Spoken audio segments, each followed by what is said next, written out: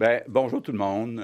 J'ai procédé ce matin à un ajustement de notre Conseil des ministres. D'abord, Simon Jolin Barrette va maintenant être responsable des relations canadiennes.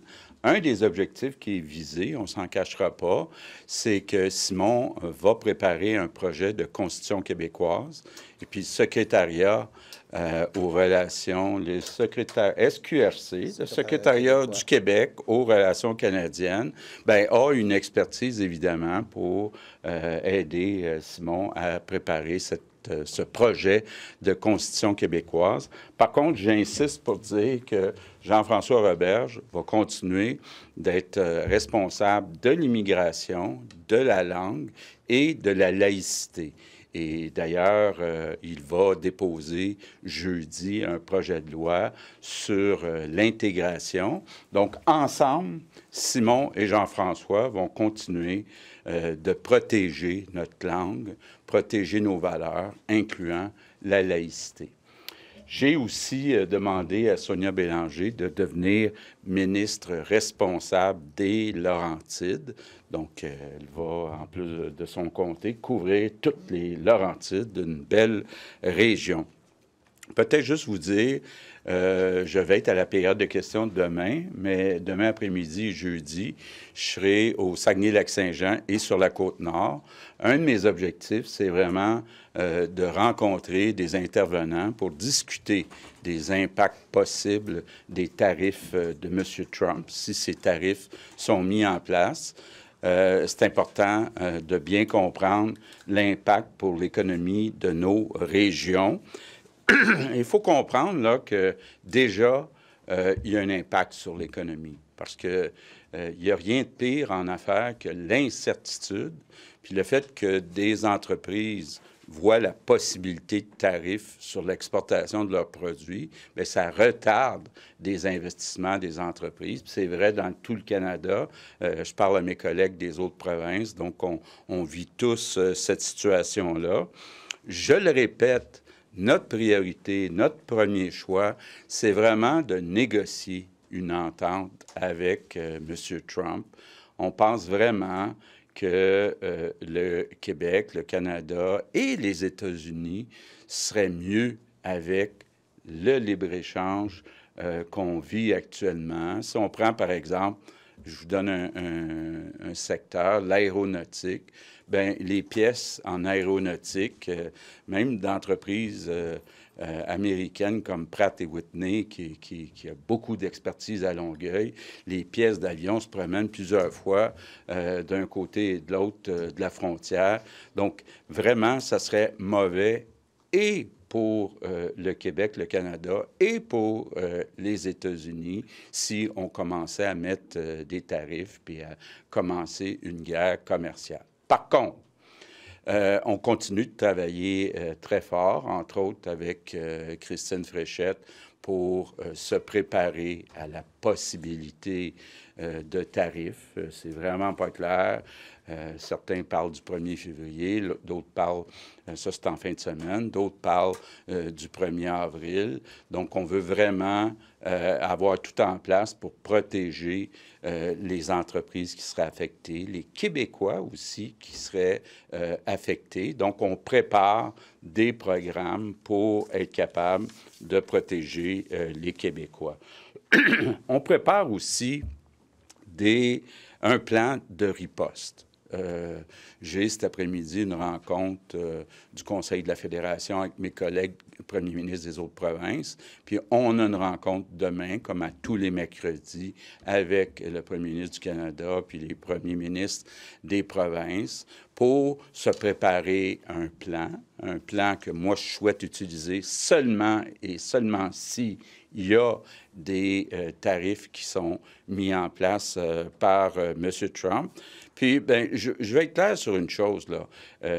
Moi, dans ces discussions-là avec le reste du Canada, je vais toujours d'abord protéger les intérêts des Québécois, mais on est beaucoup plus fort pour faire une riposte aux États-Unis, ensemble, tout le Canada, que seulement le Québec de faire cavalier seul. Je répète aussi, que si, et seulement si, il y a des tarifs mis en place par M. Trump, moi, je souhaite qu'on n'exclue rien. J'ai lancé la semaine dernière l'idée d'avoir une contrepartie au Buy America, Buy American. J'ai vu que certaines personnes, dont le président de la Banque nationale, est d'accord avec ça.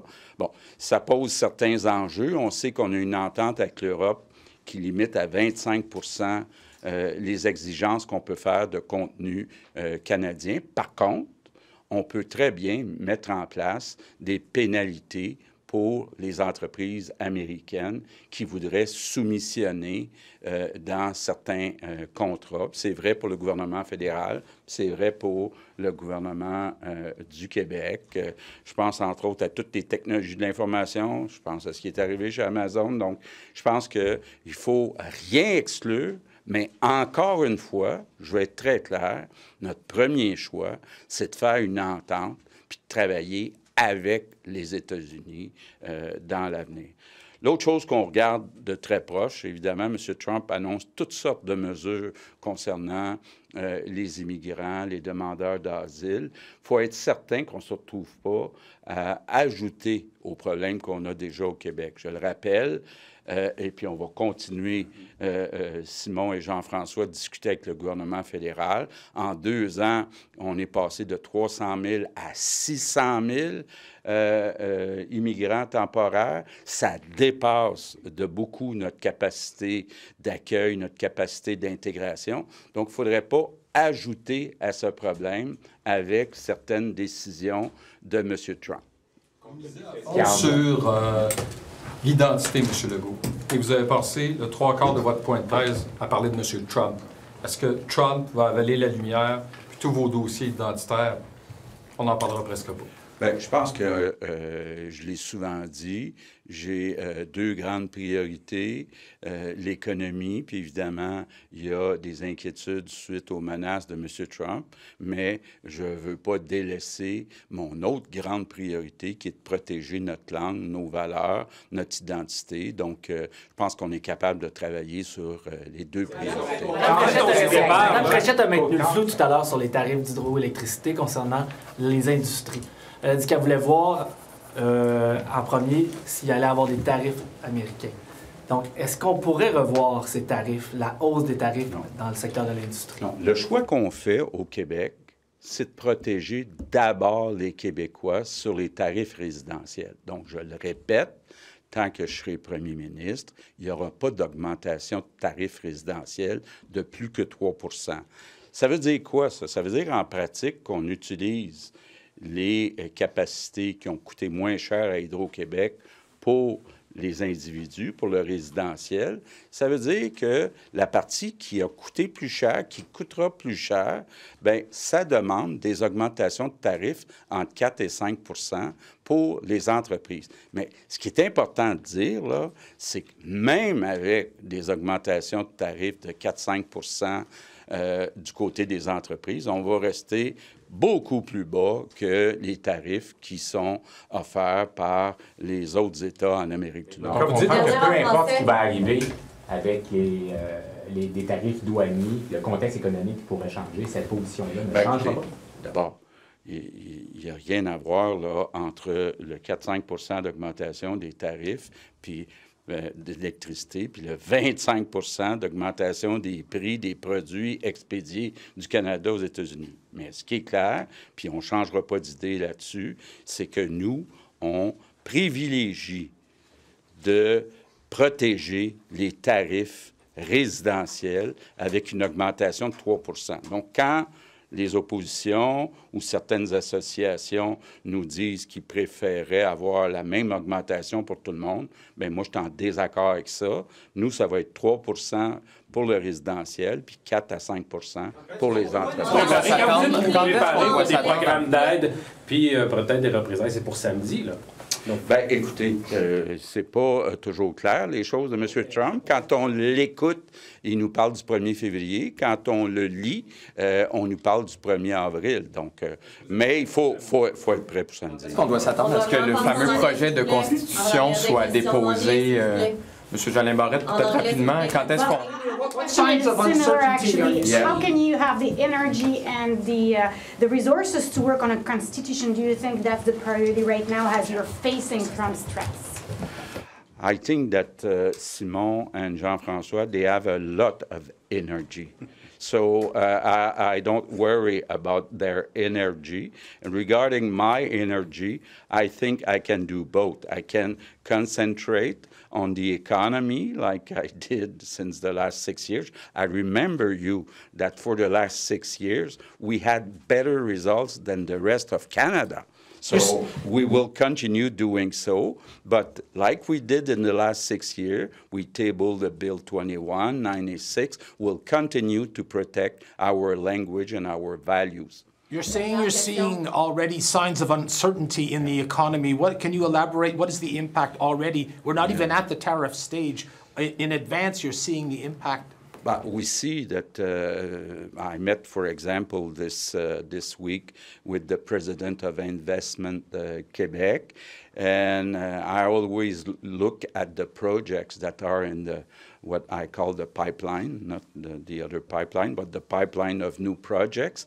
And there's not as many projects as we used to have because some companies, they say, I will wait first to see if there are some tariffs before deciding if I will invest in Quebec. And when I talk to premiers of other provinces, they see the same situation. So that's why I would like to see the renegotiation of the USMCA as soon as possible, because there is a revision that is forecast for next year. And until we have this renegotiation, there will be some uncertainty. And I've seen that when I was in business, uncertainty is as worse as bad news.